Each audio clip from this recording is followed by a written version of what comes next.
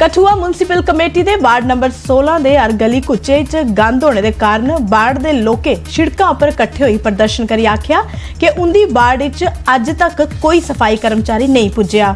उन्हें आख्या कि जुले वोट लैने होंदे ते सारे रोज आई जाते हैं और बड़ियां बड़ियां गल्लां करी जाते हैं, पर जितने के बाद उनकी कोई सुध लैन भी नहीं गया। सफाई कराना ते दूर की गल है। लोकें आख्या कि इन्ना गंद होने की वजह करने महल्ले के लोग बीमार पुआ करते हैं ते हुण भी अगर सफाई करने वास्ते म्यूनसिपल कमेटी ने किसी की नहीं भेजा ते ओह फिर प्रदर्शन करगन। इयां तो कोई भी काम करना सौखा नहीं हुंदा। भले चंगे मनुख की भी किसी मैदान च खेलने ताईं भेजी ओड़ो, उसी भी बड़ी मेहनत करनी पुंदी है। पर कुछ मनुख वो भी हुंदे न जिंदी रब तरफा या तो शरीर का कोई अंग पूरा नहीं हुंदा या फिर कोई ऐसा भी जिंदी अखां ते हुंदियां न पर दिखने ताईं रोशनी नहीं हुंदी।